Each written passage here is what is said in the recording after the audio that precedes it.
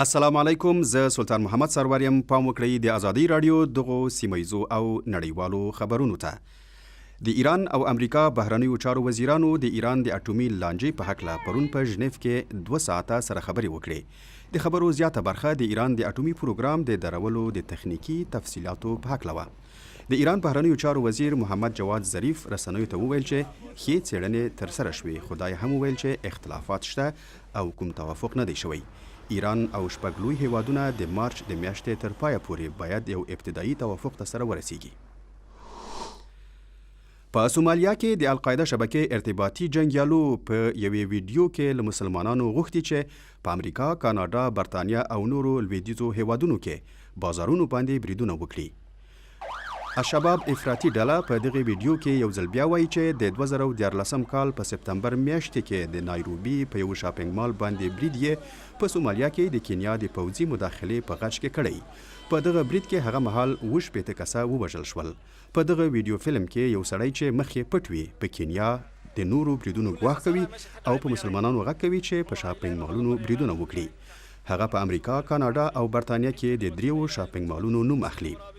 د امریکا د کورني امنیت وزیر جی هانسن د دغه ویډیو نشر د نړیوالو تروریستي بریدونو نوې مرحله ګڼلې او وایي چې دغه ګواښونه جدي دي.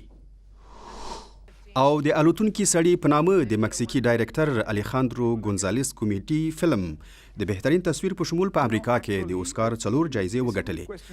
هغه په خپل دغه فلم باندې چې د یو پخواني مشهور ممثل کیسه بیانوي چې له سخت ناهیلیتوب وروسته غواړي د نیویارک د یو مشهور تیاتر سټیج ته بیا ورشي، د بهترینې ډایرکټري جایزه هم وګټله.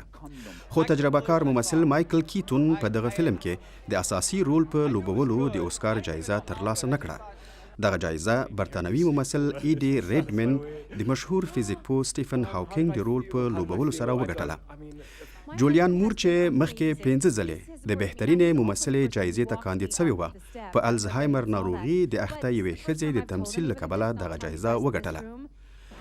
د پولنډي ډایرکټر پاول پاولیکوفسکي تور او سپین فلم د بهرنۍ ژبې بهترین فلم وپیژندل شو او د اوسکار جایزه یې وګټله. دغه فلم د یوې راهبې کیسه تصویروي چې معلومات ترلاسه کوي چې خپله یوه یهودي یتیمه ده. درنو لیدونکو، د دغو خبرونو نورو مهمو ریپورټونو او مرکو لپاره د موږ پته مه هیروئ. ازادي راډیو .com. مننه، آباد اوسئ. ازادي راډیو هر سهار له 9 بجو ټوله ورځ تر 9 بجو په منځنۍ صفحه 12:90 او FM 100.5.